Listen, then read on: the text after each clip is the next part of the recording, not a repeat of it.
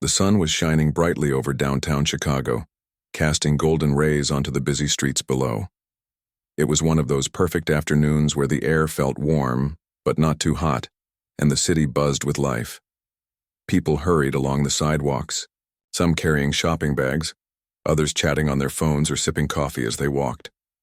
Among them was Marcus Johnson, a 14-year-old boy with a bright smile and a heart full of dreams. Marcus had spent most of his day running errands. For his mom, she worked 2 jobs to make ends meet, so whenever she needed help, Marcus didn't hesitate. He liked feeling useful, like he was contributing something important to the family. Today's task had been simple enough: pick up some groceries from the store and drop off a package at the post office. By the time he finished, his arms were loaded with bags and he was ready to head home. But instead of taking the usual route back, Marcus decided to cut through an alleyway. It wasn't something he did often because alleys could sometimes feel unsafe, especially when you were alone. Still, it looked quiet today, and Marcus figured it would save him at least 10 minutes. Plus, he knew this shortcut well. It connected directly to his neighborhood.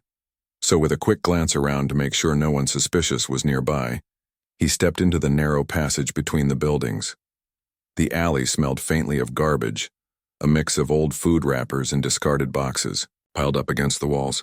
Graffiti covered the brick surfaces, colorful tags that told stories only their creators understood. Despite the mess, Marcus found beauty in the chaos. To him, these marks represented freedom, creativity, and rebellion, all things he admired. As he walked, he hummed a tune under his breath, trying to keep his mind off how heavy the grocery bags were getting. Halfway down the alley, Marcus noticed a row of motorcycles parked neatly against the wall. They gleamed in the sunlight, their chrome parts sparkling like jewels. He slowed down to admire them, marveling at their sleek designs and powerful engines. Each bike seemed to have its own personality, from the rugged dirt bikes to the polished cruisers meant for long rides on open highways. For a moment, Marcus forgot about the weight in his arms and let himself imagine what it might feel like to ride one of those machines, wind rushing past his face as he sped down the road. But then, disaster struck. As Marcus turned to continue walking, his elbow brushed against one of the bikes.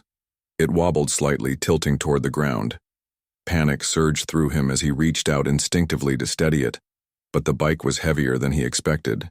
Before he could stop it, the motorcycle tipped sideways, landing with a loud clang that echoed through the alley. The sound made Marcus freeze, his heart pounding in his chest. He stared at the fallen bike, dread washing over him.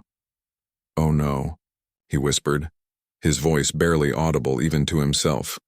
What if the owner came back? What if they got mad? Marcus glanced around nervously, hoping nobody had seen what happened. But just as he bent down to lift the bike back upright, a shadow fell over him. "Hey!" a gruff voice barked. Marcus spun around, nearly dropping the grocery bags in his hands. Standing a few feet away was Jake Harper, a burly man with tattoos, covering both arms and a scowl etched deeply into his face. His leather jacket bore patches of various biker clubs, and his boots looked sturdy enough to crush rocks. Jake crossed his arms over his broad chest and glared at Marcus, his dark eyes narrowing. "What do you think you're doing?" Jake demanded, his tone sharp and menacing. I'm sorry," Marcus stammered, his voice shaking. "I didn't mean to—" "You didn't mean to what?" Jake interrupted, taking a step closer. "Didn't mean to knock over my bike? Didn't mean to act like a clumsy idiot?" Marcus swallowed hard, clutching the grocery bags tightly. "I really am sorry. I was just walking by and I accidentally bumped into it. I tried to fix it, but nothing," Jake snapped, cutting him off again. "You think saying sorry fixes everything? Do you have any idea how much this bike costs? How much damage you could have caused?" By now, a small crowd had begun to gather at the entrance of the alley. Some passers-by stopped to watch, curious about the commotion, while others hesitated before deciding it wasn't worth getting involved. Marcus felt his cheeks burn with embarrassment as he realized everyone was staring at him. He wanted to disappear, to sink into the ground and vanish completely. Jake wasn't done yet. He circled Marcus slowly, like a predator sizing up its prey. "Look at you," he sneered, his lip curling in disgust. Just another kid who doesn't know how to take responsibility. Probably think you can get away with anything, huh? That's not true, Marcus protested, though his voice trembled. I said I'm sorry. I'll pay for any repairs if there are any, I promise. Jake laughed, a cold, hollow sound that sent chills down Marcus's spine. Pay? With what? Your allowance? Don't make me laugh, kid. You don't even look like you can afford decent shoes. The comment hit Marcus hard. He glanced down at his sneakers, which were worn and frayed at the edges. They weren't new, sure, but they were all he had. Hearing someone point it out so cruelly made him feel smaller than ever. Tears pricked at the corners of his eyes, but he blinked them back fiercely. He refused to cry in front of this man. Unbeknownst to either of them, someone else was watching the scene unfold. Across the street, seated at a small outdoor cafe, was John Cena. Known worldwide as a professional wrestler and actor, Cena had taken a break from his busy schedule to enjoy a quiet afternoon in the city. Dressed casually in jeans and a hoodie, he blended in seamlessly with the crowd. No one paid him much attention, which suited him just fine. Cena had been sipping his coffee and scrolling through his phone when the noise from the alley caught his ear. At first, he thought it was just another typical urban disturbance, maybe a car alarm or construction work. But then he heard raised voices, followed by the unmistakable clatter of metal hitting pavement. Curiosity got the better of him, and he turned his head to see what was happening. What he saw made his blood boil. There, in the middle of the alley, stood a grown man berating a young boy who looked terrified. Cena recognized the dynamic immediately. It was bullying, plain and simple. And it wasn't just verbal abuse. Jake's words carried undertones of prejudice, targeting Marcus not only for his actions, but also for his appearance. Cena clenched, his fists beneath the table, fighting the urge to march over right then and there. He knew better than to act impulsively, though. In situations like this, timing was everything. Rushing in without thinking could escalate things further, potentially, putting Marcus in even greater danger. Instead, Cena stayed put, observing carefully. He memorized every detail, the way Jake loomed over Marcus, the fear in the boy's posture, the growing number of onlookers who refused to intervene. Something had to be done, and Cena was determined to be the one to do it. For now, however, he remained patient, waiting for the right moment to step in. Jake Harper's voice grew louder with each passing second, his words cutting through the air like a knife. Marcus stood frozen, his heart pounding so hard he thought it might burst out of his chest. The insults kept coming, relentless and sharp, each one aimed directly at him. Jake didn't just stop at mocking Marcus for bumping into the bike, he started making fun of everything. The boy's clothes, his size, even the color of his skin. You think you can just waltz around here like you own the place? Jake sneered, taking another step closer to Marcus. People like you always think the world owes them something. Marcus tried to speak, to defend himself, but his throat felt dry, and his voice refused to come out. He could feel the weight of everyone's eyes on him, some curious, some judgmental, and others indifferent. No one stepped forward to help. It was as if an invisible wall had been built between Marcus and the rest of the world, leaving him alone to face Jake's wrath. Jake wasn't satisfied with verbal jabs anymore. He grabbed Marcus by the arm, his grip tight enough to leave marks. Marcus winced, dropping one of the grocery bags in surprise. Oranges rolled across the ground, bouncing off the curb and into the street. The crowd murmured quietly, their whispers blending together into a low hum. Apologize, Jake growled, yanking Marcus closer. And I don't mean some half-hearted mumble. Get on your knees and say it properly. Marcus's stomach churned at the demand. Kneeling? In front of all these people? The thought made him feel sick. But what choice did he have? Jake was bigger, stronger, and clearly furious. If Marcus resisted, things could get worse. Slowly, reluctantly, he sank to his knees, avoiding eye contact with anyone. His cheeks burned with shame and tears threatened to spill over again. Jake smirked, clearly pleased with himself. That's better, he said, releasing Marcus's arm. Now say it. I'm sorry for being such a clumsy fool. The euro. Words stuck in Marcus's throat. He wanted to refuse to stand up and walk away, but fear held him in place. Instead, he whispered the apology, his voice barely audible. Jake leaned down, cupping a hand behind his ear. "What was that? Speak up, kid. Let everyone hear how sorry you are." "I'm sorry," Marcus repeated, louder this time, but still, trembling. "I didn't mean to bump your bike." Jake chuckled, shaking his head. "Pathetic," he muttered before turning to the small crowd that had gathered. "See this? This is what happens when kids don't learn respect. They grow up thinking they can do whatever they want without consequences."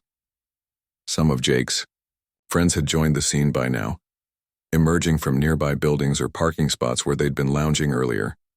They laughed along with Jake, egging him on with jeers and taunts. One of them kicked an orange that had rolled toward them, sending it skittering back toward Marcus. Another shouted, "Yeah, teach him a lesson!" John Cena watched silently from across the street, his jaw tightening with every insult and every laugh. He hated moments like this, moments when power was abused and vulnerability exploited. Cena had seen plenty of bullies in his life, both inside and outside the wrestling ring, but it never failed to anger him. What bothered him most was how easily people looked away, pretending they didn't notice or convincing themselves it wasn't their problem. Cena glanced around at the bystanders. A young woman typing on her phone quickly turned her head when she realized he was looking. An older man reading a newspaper pretended to be engrossed in an article. Even a group of teenagers recording videos on their phones didn't intervene. They just filmed the scene, treating it like entertainment. Cena shook his head in disappointment. Where was the humanity, the courage to step in? But Cena knew he couldn't rely on others. If someone was going to stand up for Marcus, it would have to be him. Still, he needed to be smart about it. Charging into the situation recklessly could backfire, especially since Jake was surrounded by his biker buddies. Cena took a deep breath, calming himself before standing up from his chair. He left a few dollars on the table for his coffee and began walking toward the alley, keeping his movements deliberate yet unhurried. As Cena approached, Jake noticed him first. The biker's smug expression faltered slightly as he recognized the towering figure heading his way. Cena wasn't wearing anything flashy, just jeans, a hoodie, and sneakers, but his presence commanded attention. People who hadn't paid much mind to the commotion earlier suddenly became aware of the new arrival. Whispers rippled through the crowd. "Is that John Cena? No way, it can't be. It is him." Jake straightened up, trying to regain his composure. He crossed his arms again, putting on a tough guy act, but Cena could see the flicker of uncertainty in his eyes. Good, Cena thought. Let him sweat a little. When Cena reached the edge of the crowd, he stopped, scanning the scene carefully. Marcus was still kneeling on the ground, his head bowed, while Jake loomed over him like a storm cloud. Cena's gaze lingered on Marcus for a moment before shifting to Jake. Without raising his voice or making any sudden moves, Cena spoke. "Hey there," he said calmly, his deep voice carrying effortlessly over the murmurs of the crowd. "Mind if I ask what's going on here?" Jake hesitated for a split second before responding. "Who the hell are you supposed to be?" he asked, squinting at Cena as though trying to place him. Cena smiled faintly, tilting his head. "Just someone who saw something that didn't sit right with me. That kid," he gestured toward Marcus, "looks like he's having a pretty rough day. Care to explain why?" Jake scoffed, rolling his eyes. "This doesn't concern you, pal.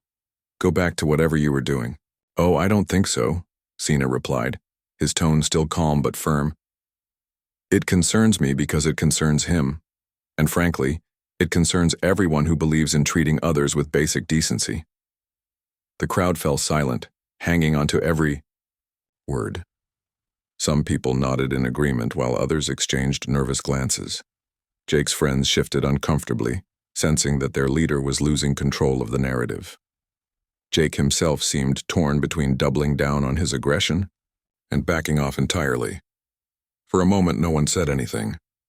Finally, Jake broke the silence. "Look, buddy, this is none of your business. The kid messed up my bike and he needs to learn a lesson." "A lesson?" Cena repeated, raising an eyebrow. You mean humiliating him in front of everyone? Making him kneel on the ground like some kind of criminal? Is that really necessary? Jake bristled, his defenses rising again. He deserves it. You don't know what he did. Cena took a step closer, his height and confidence making Jake instinctively take a step back. Actually, I do know. I saw the whole thing. He bumped into your bike by accident. Accidents happen, Jake. Does that give you the right to treat him like trash? Jake opened his mouth to argue but couldn't find the words. Cena's steady gaze pinned him in place, exposing the cracks in his bravado. The crowd, sensing the shift in power, began to murmur approvingly. Someone clapped softly, followed by another person until scattered applause filled the air. Marcus, still on the ground, finally looked up. When he saw Cena standing there, his eyes widened in disbelief. Was this really happening? Was someone actually sticking up for him? Cena glanced down at Marcus and offered him a reassuring nod. Then turning back to Jake, he added, "We all make mistakes. We all lose our tempers sometimes. But using someone else's mistake as an excuse to belittle them, that says more about you than it does about them." Jake's face reddened. Whether from anger or embarrassment, it was hard to tell. He glanced at his friends, hoping for support, but they avoided his gaze. The crowd had turned against him, and even his own crew seemed reluctant to back him up anymore. With nothing left to say, Jake muttered something under his breath and stormed off, shoving past the onlookers as he went. His friends followed close behind, casting uneasy glances over their shoulders. Within moments, the alley was empty except for Cena, Marcus, and a few lingering bystanders. The tension in the air dissipated, replaced by a sense of relief and gratitude. Cena knelt down beside Marcus, placing a gentle hand on his shoulder. "You okay, champ?" he asked softly. Marcus nodded, though his hands were still shaking. "Yeah," he managed to say. "Thank you for helping me." Cena smiled warmly. "Anytime, kid. Nobody should have to go through that alone." As the two of them stood up, the crowd began to disperse, some people offering quiet words of encouragement to Marcus as they passed. Cena stayed by his side, ensuring he felt safe before eventually guiding him toward the main street. Though the ordeal was over, its impact would linger, for Marcus, for Jake, and for everyone who had witnessed it. After Jake Harper stormed off, the alleyway slowly returned to its usual quiet state. The crowd that had gathered began to thin out, with people heading back to their routines as if nothing had happened. Some lingered for a moment longer, casting sympathetic glances at Marcus before walking away. But John Cena stayed right where he was, his focus entirely on the young boy still standing awkwardly beside him. Marcus looked smaller than ever, his shoulders slumped and his head bowed. He was trying hard not to cry, but tears were already spilling down his cheeks. Cena could see the mix of emotions in his face: relief, embarrassment, gratitude, and lingering fear, all swirling together like storm clouds. Kneeling down so they were at eye level, Cena placed a hand gently on Marcus's shoulder. "Hey," Cena said softly, his voice calm and reassuring. "It's okay now, you're safe." Marcus sniffled, wiping his face with the back of his hand. I didn't mean to cause trouble," he mumbled, his voice shaky. "I just wanted to get home." "I know," Cena replied, nodding. "And you didn't do anything wrong. Accidents happen, Marcus. That's part of life. What matters is how we handle them, and you handled yourself well." Marcus frowned, clearly unconvinced. "But he made me kneel, and everyone saw." His voice trailed off, choked by emotion. The humiliation was still fresh, and it felt overwhelming. Cena sighed, leaning in slightly to make sure Marcus heard every word. "Listen to me. That guy, he's the one who should feel embarrassed, not you. You apologized even though you didn't have to. You showed respect even when he didn't deserve it. That takes strength, Marcus. Real strength." For the first time since the incident began, Marcus looked up at Cena. There was curiosity in his eyes, a flicker of hope cutting through the sadness. "You really think so?" he asked hesitantly. Cena smiled warmly. "I know so. Trust me, I've seen plenty of tough situations in my life. People like you, young, brave, and willing to take responsibility, are the ones who make this world better. Don't let anyone tell you otherwise. Marcus managed a weak smile, though it didn't quite reach his eyes yet. Cena reached into his pocket and pulled out a black wristband with bold white lettering that read, "Never give up." He handed it to Marcus, who stared at it in surprise. "This is for you," Cena said. "Whenever things get tough, and they will, look at this and remember what I told you. Life throws challenges our way, but how we respond defines who we are. Keep your head high, okay?" Marcus nodded, clutching the wristband tightly in his hand. "Thank you," he whispered, his voice barely audible. "I won't forget." Before Cena could say anything else, a woman's voice called out from the entrance of the alley. "Marcus! Oh my goodness, Marcus!" Turning, Cena saw a middle-aged woman rushing toward them, her face pale with worry. She wore a worn-out coat and carried a tote bag filled with papers, likely from work. Her name was Linda Johnson, Marcus's mother. "Mom!" Marcus exclaimed, relief washing over him as he ran to her. Linda wrapped her arms around him, holding him close as she scanned the scene nervously. "What happened here?" she demanded, her gaze darting between Cena and Marcus. "Are you hurt? Did someone hurt you?" "It's okay, Mom," Marcus assured her, though his voice wavered. "This man, he helped me." Linda turned to Cena, her expression softening slightly. "You did? Thank you, whoever you are." Cena stood up, brushing off his jeans. "My name's John Cena. I just happened to be nearby when, well, let's just say your son got caught up in a situation he didn't deserve." Linda's eyes widened in recognition. "John Cena? The wrestler? Oh my goodness." She paused, looking from Cena to Marcus and back again. "What kind of situation? Is Marcus in trouble?" "No, ma'am," Cena replied quickly. "Not anymore. Someone gave him a hard time over a little accident, but it's been taken care of. Your son handled himself with a lot of courage."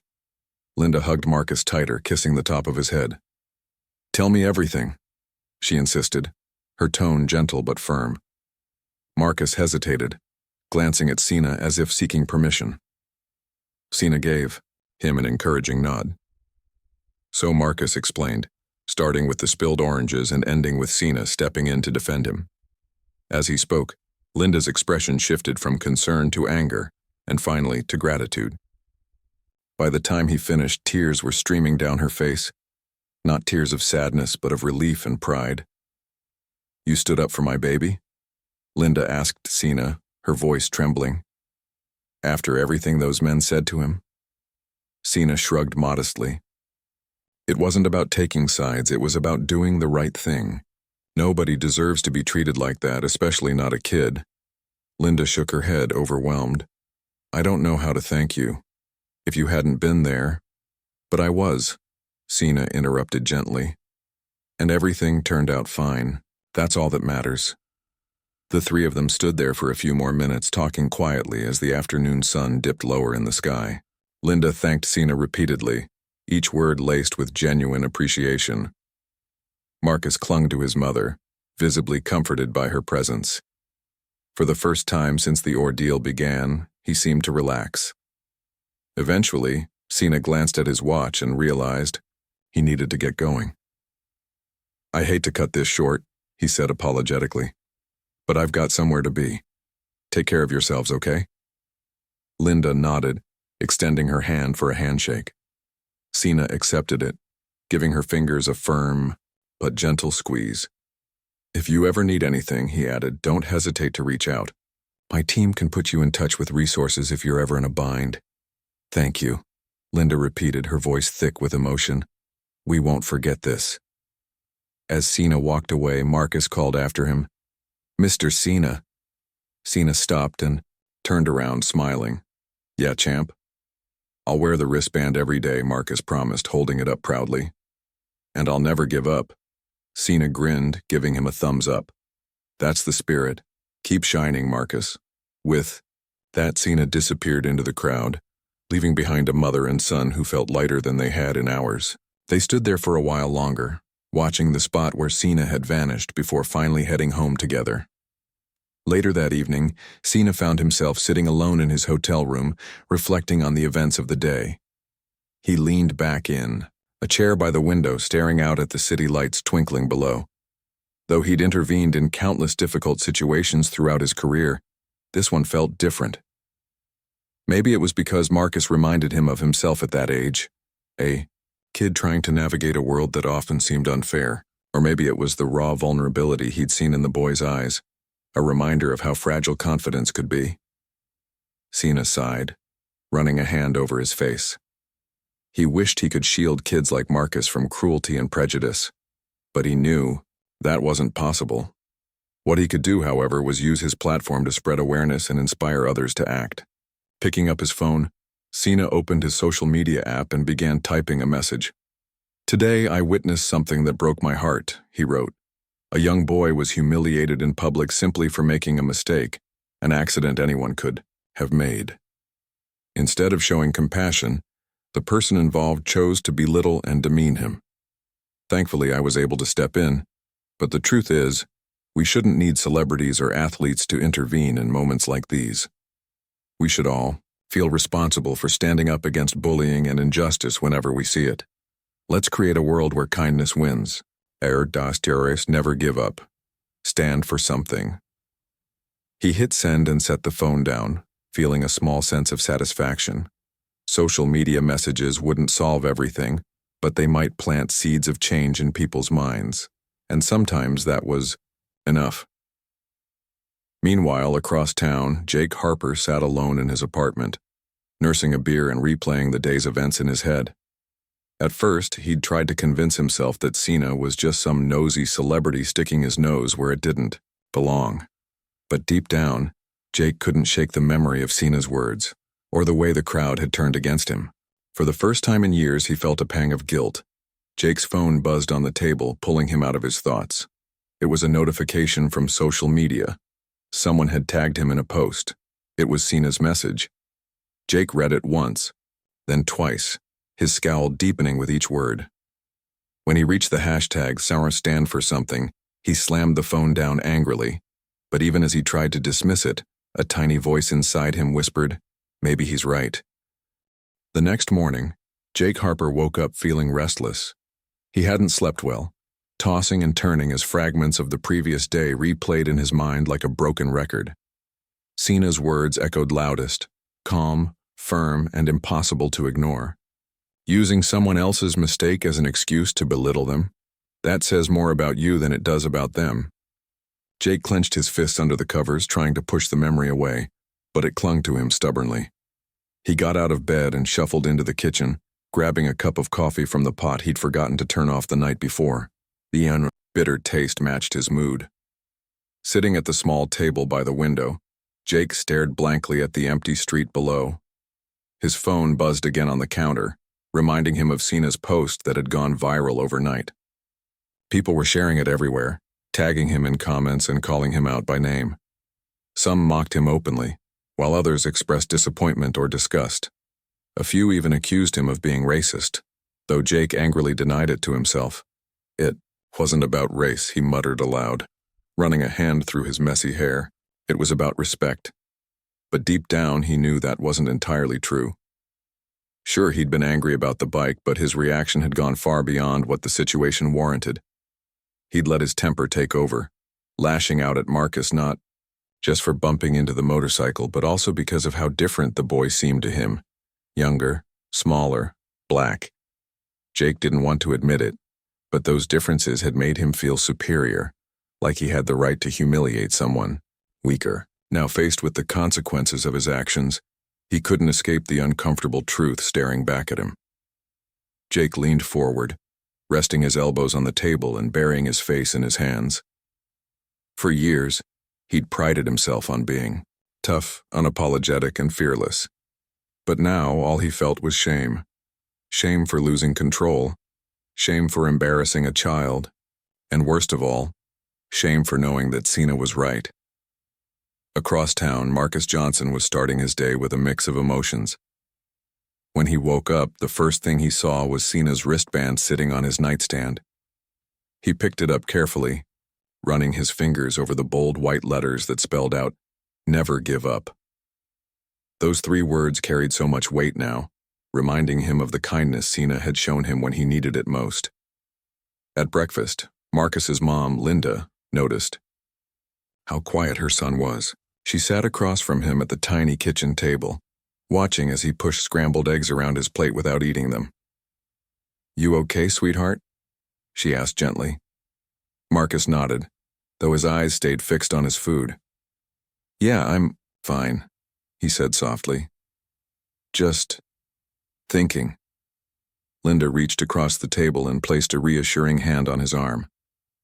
"About yesterday?" "Kind of," Marcus admitted. "I keep wondering why that guy treated me like that. Did I do something wrong? Was it because of my clothes or—" He hesitated, unsure if he should say it. "Or because I'm black?" Linda's heart broke hearing those questions come from her son's mouth. She sighed deeply, pulling her chair closer to his. "No, baby," she said firmly. "You didn't do anything wrong. Sometimes people act mean because they're scared or unhappy inside. It has nothing to do with you. It's about them. Don't ever let anyone make you feel less than you are, okay?" Marcus looked up at her, searching her face for answers. "But what if it happens again? What if someone else treats me like that?" Linda wrapped her arms around him, holding him close. "Then we'll deal with it together. You're stronger than you think, Marcus. And remember what Mr. Cena told you, how you respond defines who you are. Keep your head high, no matter what." Her words brought tears to Marcus's eyes, but they weren't tears of sadness this time. They were tears of gratitude for having a mother who loved him, for surviving the ordeal, and for meeting someone like John Cena who reminded him of his worth. He hugged her tightly, feeling a little lighter than he had the day before. Later that afternoon, Jake decided to go for a ride on his motorcycle. It was one of the few things that helped clear his mind when life felt overwhelming. He suited up, in his leather jacket and helmet, climbed onto the bike and revved the engine. As he sped through the streets of Chicago, the wind rushing past his face, Jake tried to focus on the freedom of the open road instead of the heaviness weighing on his chest. His route took him past the alley where the confrontation had happened. At first he considered avoiding it altogether, but something compelled him to slow down and stop. Parking the bike near the entrance, Jake removed his helmet and stepped into the narrow passage. The space looked eerily quiet now, devoid of the drama that had unfolded just hours earlier. Empty soda cans and crumpled papers littered the ground, and graffiti-covered walls stood silent witnesses to countless stories untold. Jake walked slowly, retracing the steps of the argument. He could almost hear his own voice ringing in the air, the insults, the demands, the cruel laughter. Standing there, he imagined what it must have been like for Marcus, to be surrounded by strangers, forced to kneel, humiliated in front of everyone. Jake winced, guilt twisting his stomach into knots. "I messed up," he whispered to himself, the admission tasting bitter on his tongue. "I really messed up." For the first time in a long time, Jake allowed himself to feel regret. Not just surface-level embarrassment, but genuine remorse for hurting someone who didn't deserve it. He thought about apologizing, not just to Marcus, but to everyone who had witnessed his behavior. Would it make a difference? Probably not. But maybe, just maybe, it would help him start making amends. That evening, Cena sat in his hotel room, scrolling through social media updates. His post had sparked conversations all over the internet, with people sharing their own experiences of bullying and standing up for others.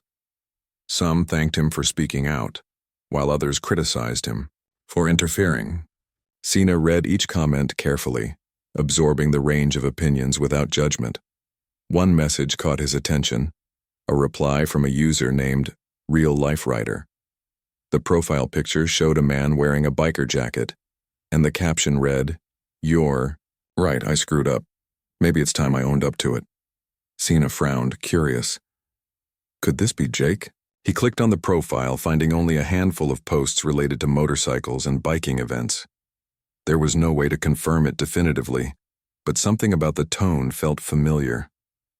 Cena typed a response, keeping his words simple yet encouraging. "Owning up takes courage," he wrote. "If you're ready to take responsibility, that's the first step toward change. Keep going." He hit send and set the phone aside, wondering if Jake or whoever it was would reply. Whether or not the message reached its intended recipient, Cena hoped it might inspire someone to reflect on their actions and strive to do better. Back at home, Marcus was settling into bed after a long day. He held Cena's wristband close to his chest, replaying the events of the past 24 hours in his mind.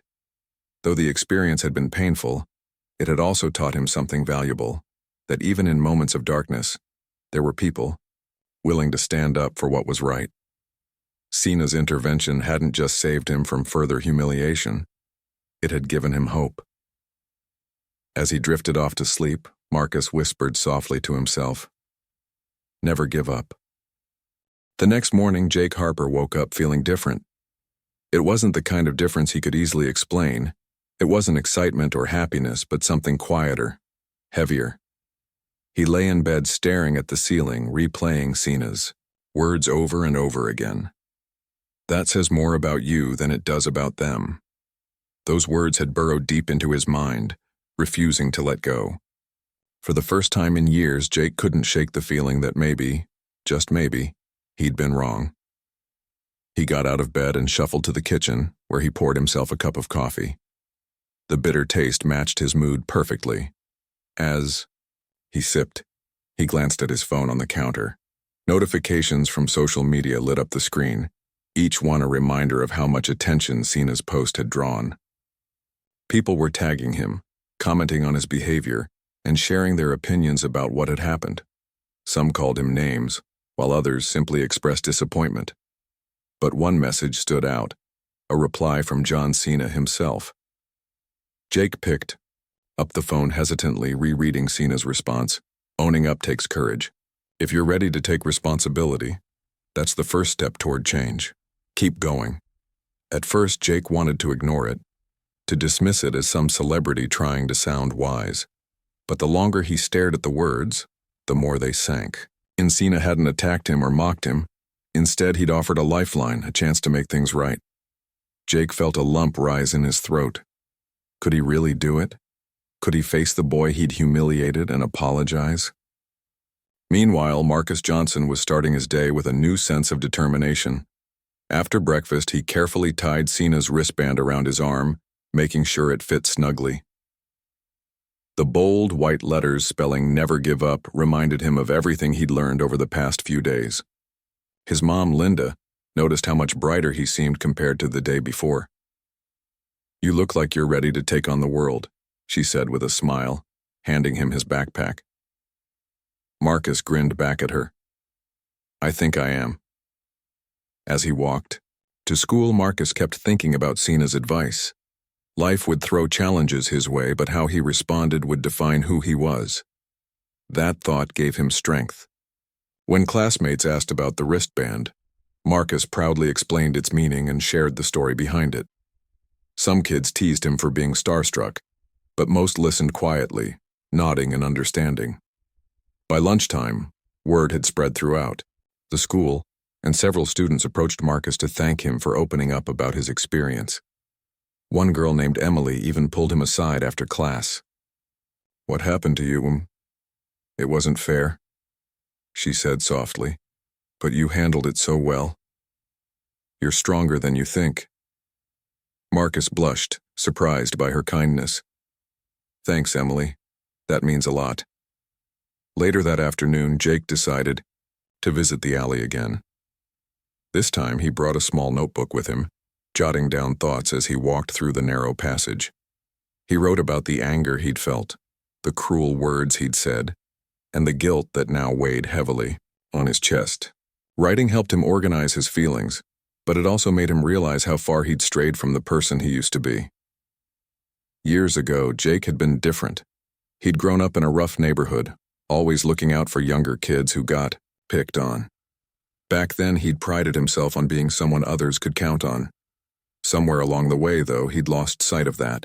Life's hardships had hardened him, turning him into someone who lashed out instead of lending a hand.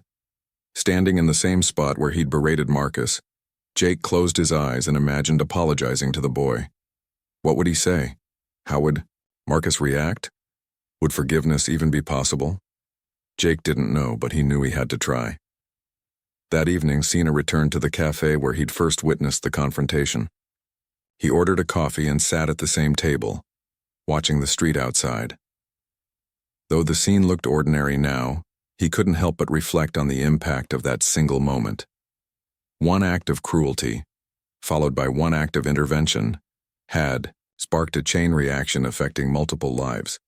Cena scrolled through his phone, checking the comments on his post. Many people expressed gratitude, saying they'd been inspired to stand up for others in their own communities. A few shared stories of times they'd faced bullying or prejudice and wished someone like Cena had been there to help. Reading those messages reminded him why he believed so strongly in using his platform for good. Just as Cena was about to leave, he noticed a familiar figure approaching the cafe. It was Jake Harper. The biker stood awkwardly near the entrance, shifting his weight from one foot to the other. Cena watched silently, curious about what the man might want. Finally, Jake stepped inside and approached Cena's table. "Hey," he said gruffly, avoiding eye contact. "Can we talk?" Cena gestured to the empty chair across from him. "Sure. Sit down." Jake hesitated before pulling out the chair and sitting down. He fidgeted nervously, clearly uncomfortable. "Look, I wanted to say something," he began, his voice low and hesitant. "About what happened yesterday." Cena leaned forward slightly, giving Jake his full attention. "Go ahead." Jake took a deep breath, gathering his courage. "I messed up, big time. I shouldn't have treated that kid the way I did. It wasn't just about the bike. It was about me wanting to feel powerful, like I could control someone, weaker. And yeah, maybe part of it was because he's black. I hate admitting that, but it's true." Cena nodded slowly, encouraging Jake to continue. "I saw your post," Jake added, glancing at Cena briefly before looking away again. "It made me think about who I am and who I want to be. I don't want to be the guy who humiliates kids or makes excuses for my behavior. I want to be better, but I don't know if I deserve forgiveness or if anyone will believe me if I say I'm sorry." Cena studied Jake carefully, noting the sincerity in his tone. "Change starts with honesty," he said finally. "You admitted your mistakes. That's not easy. Now it's up to you to prove that you mean it." Jake nodded, relief washing over him. "Thanks. I'll find the kid and apologize. Even if he doesn't forgive me, at least I'll know I tried." Cena smiled faintly. That's all anyone can ask for. The following day, Jake tracked down Marcus and his mother at their apartment building. Standing outside, he knocked on the door, his heart pounding. When Linda opened it, she looked surprised and wary. "Can I help you?" she asked cautiously. "I'm here to apologize," Jake said quickly, holding up his hands to show he meant no harm. "To both of you. May I come in?" Linda hesitated but eventually stepped aside, allowing Jake to enter. Marcus sat on the couch, his eyes wide with shock as he recognized the man who had humiliated him. Jake cleared his throat, struggling to find the right words. "Marcus, I owe you an apology. What I did to you was wrong, completely and totally wrong. I let my anger get the best of me, and I took it out on you when you didn't deserve it. I'm sorry for embarrassing you, and for making you feel less than you are. You're a good kid, and I hope someday you can forgive me." Marcus stared at Jake, unsure of what to say. His mom placed a reassuring hand on his shoulder, giving him the space to decide how to respond. After a long pause, Marcus spoke. "Thank you for saying sorry," he said quietly. "It means a lot." Jake nodded, tears glistening in his eyes. "Thank you for hearing me out. I'll do whatever I can to make this right." Though forgiveness wouldn't come overnight, the conversation marked the beginning of healing, for Marcus, for Jake, and for everyone touched by the events of that unforgettable day. The days that followed Jake Harper's apology were filled with quiet reflection for everyone involved. For Marcus Johnson, life began to feel a little lighter. The weight of the humiliation he'd endured started to lift, replaced by a newfound sense of strength. Every time he looked at Cena's wristband, he reminded himself of the lesson he'd learned, that how you respond to challenges defines who you are. It wasn't always easy, but Marcus carried those words with him like a shield, ready to face whatever came next. At school, things slowly returned to normal. Some kids still whispered about the incident, but most treated Marcus the same as before, kindly and respectfully. A few even went out of their way to include him in group activities or offer words of encouragement. One day during recess, Emily approached him again. "You know," she said thoughtfully, "you handled everything so well. I think you inspired a lot of people." Marcus smiled shyly, scratching the back of his neck. "I didn't do anything special. I just tried to stay strong." "That's what makes it special," Emily replied, her voice firm. "Not everyone can do that." Though Marcus appreciated her kindness, he knew he couldn't have gotten through it alone. John Cena stepping in had made all the difference, not just because he stopped Jake from going further, but because he showed Marcus that there were good people in the world who cared enough to stand up for others. For Jake Harper, the journey toward change was just beginning. After apologizing to Marcus and his mother, Jake spent hours thinking about what he could do differently moving forward. He realized that saying sorry was only the first step. Real growth required action. So he decided to volunteer at a local community center that worked with at-risk youth. The idea terrified him at first. He wasn't used to being around kids, let alone mentoring them, but something about it felt right. On his first day, Jake met a teenager named Alex, who reminded him of himself at that age. Alex was angry, mistrustful, and quick to lash out when challenged. Instead of reacting harshly, Jake listened patiently, offering guidance without judgment. Over time, Alex began opening up, sharing stories about struggles at home and feelings of isolation.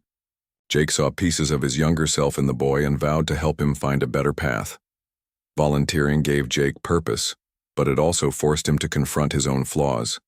He attended counseling sessions to work through years of bottled-up anger and guilt, learning healthier ways to cope with frustration. Slowly but surely, he started transforming into the person he wanted to be, one who uplifted others instead of tearing them down. One evening, while scrolling through social media, Jake noticed John Cena had posted another message. This time it was about redemption. Everyone makes mistakes. What matters is whether we choose to learn from them and grow. Change isn't easy, but it's worth it. Reading those words brought tears to Jake's eyes. He realized Cena wasn't just speaking to his audience, he was speaking directly to him. John Cena, meanwhile, continued using his platform to spread positivity. His post about the alley incident had sparked conversations worldwide, inspiring countless people to reflect on their actions and consider how they treated others. Cena received messages from fans sharing stories of times they'd stood up against bullying or sought forgiveness for past wrongs. Each story touched him deeply, reinforcing his belief in the power of compassion and accountability. Despite his busy schedule, Cena found time to check in with Marcus occasionally. They exchanged messages online, with Cena encouraging Marcus to keep shining and reminding him of his potential. "You're stronger than you think," Cena wrote in one message. "Never forget that." Marcus treasured those exchanges, finding comfort in knowing someone as influential as Cena genuinely cared about him. In return, he promised to pay it forward, vowing to stand up for others whenever he saw injustice. Linda, Marcus's mom, was equally grateful for Cena's intervention.